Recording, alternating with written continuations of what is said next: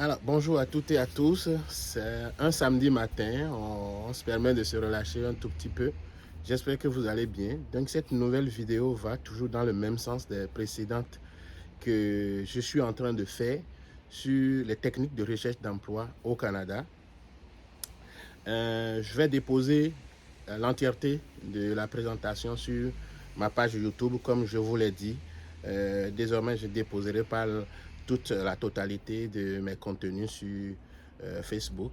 Je vais annoncer la vidéo, puis je dépose le contenu de l'autre côté. Donc, si vous avez le goût de savoir, de connaître le contenu de cette deuxième partie de la recherche d'emploi qui va essentiellement porter sur les outils de recherche d'emploi et comment délimiter les zones de recherche d'emploi, je vous invite donc à vous abonner à ma page YouTube si vous ne l'avez pas encore fait. Et n'oubliez surtout pas d'activer la cloche de notification. C'est ça qui vous permet à chaque fois de recevoir une notification quand je publie une vidéo. Donc, merci et à bientôt. Donc, avant de commencer, je tiens à vous dire ceci, et c'est très important. La recherche d'emploi, non, le permis de travail et le permis d'études restent actuellement les méthodes les plus relativement rapides pour immigrer au Canada. Pour le permis d'études, c'est cher, mais c'est beaucoup plus rapide. Pour le permis de travail, c'est moins cher parce que les coûts sont en réalité partagés à certains niveaux par l'employeur qui reste aussi votre garant. Mais ça demande de la patience.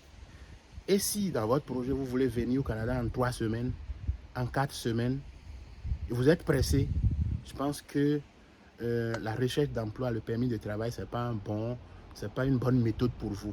Je vous invite à fouiller encore plus sur Internet et vous pouvez trouver quelque chose. Je ne suis pas sûr, je ne sais pas. Je ne suis pas consultant en immigration.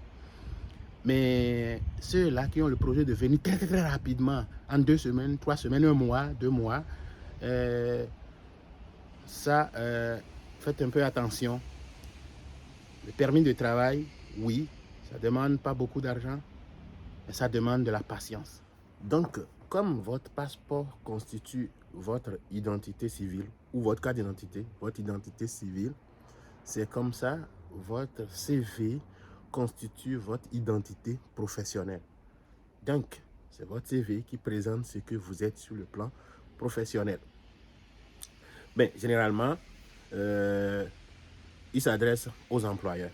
Et les employeurs n'offrent pas les mêmes types d'emplois. Donc, c'est là la subtilité. Ça veut dire que le CV est aussi dynamique. La lettre de motivation vient accompagner le CV.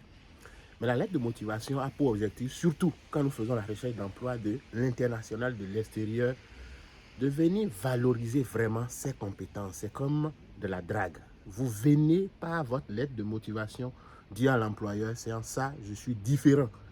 Et c'est en ça je suis le meilleur pour donner, pour offrir mes services sur le poste que tu affiches. Voyez-vous? Donc, la lettre de motivation, comme je l'ai toujours dit, oui, ça va avec les différentes offres d'emploi que nous avons en face de nous, que nous convoitons. Donc, c'est ça. Je l'ai déjà dit, envoyer juste le CV en pièce jointe, ce n'est pas une bonne idée.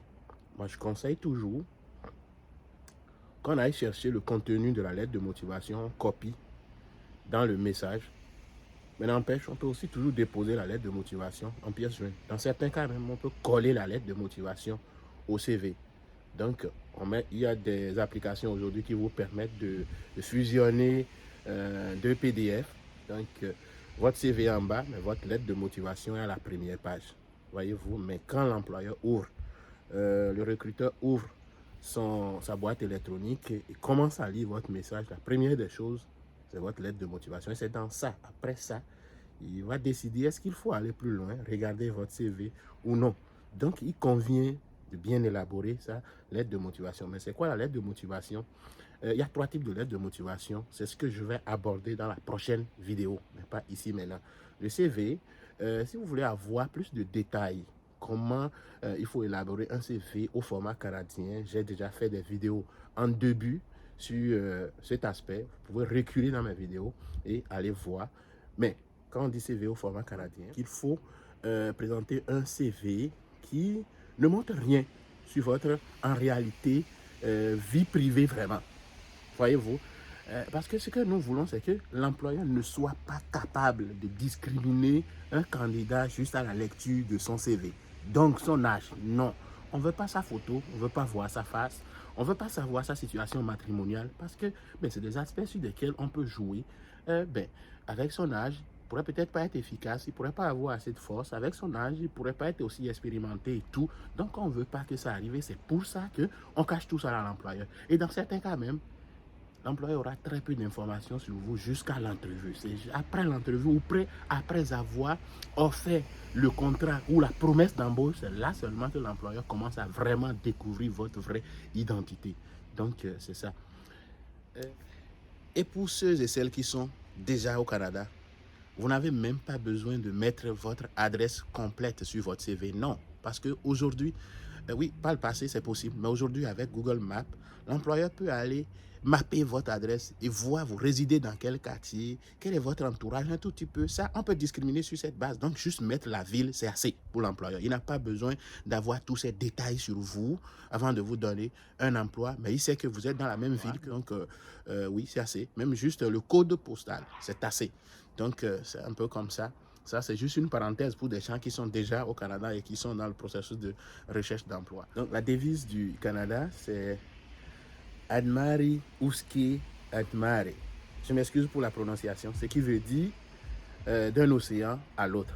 Donc, la recherche d'emploi, les besoins de main-d'œuvre, c'est d'un océan à l'autre au Canada. Et cette devise, certainement, pour ceux-là qui sont devenus citoyens, vous en savez quelque chose, vous devez connaître ça, vous devez apprendre tout ça là par cœur. Et quand j'ai dit délimiter une zone de recherche d'emploi, c'est comme un chasseur qui va à la chasse. Il délimite une zone de chasse. Et quand on délimite la zone de chasse, maintenant, il faut commencer à surveiller les gibiers. Regardez exactement d'abord les régions, les types d'employeurs, quels sont les types d'emplois qui sont offerts selon les régions et les entreprises. C'est en fonction de ça d'abord que vous allez pouvoir identifier des régions. Une fois que les provinces sont identifiées, les régions identifiées, et là maintenant, vous allez commencer à pouvoir contacter les employeurs. On va aller encore plus en détail dans les prochaines vidéos. Quand on identifie les régions, il faut voir, est-ce que dans les zones métropolitaines, on a plus la possibilité de se placer plutôt que dans les régions éloignées. La recherche d'emploi au Canada, ça va être d'un océan à l'autre. Nous avons 3 territoires, nous avons 10 provinces, je l'ai toujours dit. Les territoires, nous avons Yukon, nous avons le territoire du nord-ouest et nous avons Nunavut. Dans les provinces, nous avons le Québec, Terre-Neuve, Labrador, l'île du Prince-Édouard, la Colombie-Britannique, la Saskatchewan, le Manitoba, l'Ontario, l'Alberta, le Nouveau-Brunswick et la Nouvelle-Écosse. C'est ça. Vous pouvez faire des recherches d'emploi dans toutes ces provinces. Mais avant de cibler une province, il y a des paramètres que vous devez vérifier. Parce que toutes les provinces ne sont pas francophones et toutes les provinces ne sont pas anglophones. Je m'arrête là pour vous dire qu'il y a 2 provinces où on peut parler français. Le Nouveau-Brunswick, c'est une province bilingue, l'anglais et le français. Le Québec reste la province francophone et la seule province francophone du Canada. Si vous n'êtes pas vraiment capable de parler français, peut-être que ce serait bien de cibler d'abord les provinces anglophones. Voyez-vous. Mais si vous n'êtes pas du tout capable de parler anglais, ce serait peut-être bien de commencer par le Québec ou le Nouveau-Brunswick. Cependant, attention, il y a des emplois où vous n'avez pas forcément besoin de parler même l'anglais. Même ces emplois-là, c'est dans des provinces anglophones pour les exercer. Et vice-versa, comme le français, que vous n'avez pas besoin de parler forcément très bien français pour les exercer. Et si ces emplois-là proviennent du Québec ou du Nouveau-Brunswick. Donc, là, je vais donner plus de détails avec le temps. Et je viens de citer les provinces, je ne sais pas si j'ai tout cité, mais avec le temps, nous allons aussi regarder, étudier le marché de l'emploi, la réalité de l'emploi dans chacune de ces provinces et chacun de ces territoires. Ça va faire l'objet des prochaines vidéos. Ça sera tout pour cette présentation. Si elle vous a fait du bien, je vous invite à l'aimer, à la partager, à vous abonner à ma chaîne YouTube pour ceux et celles qui ne l'ont pas encore fait. Et n'oubliez surtout pas d'activer la cloche de notification pour ne rien manquer. Et je le dis, ça va être beaucoup plus sur YouTube à partir de maintenant. Merci beaucoup et à bientôt.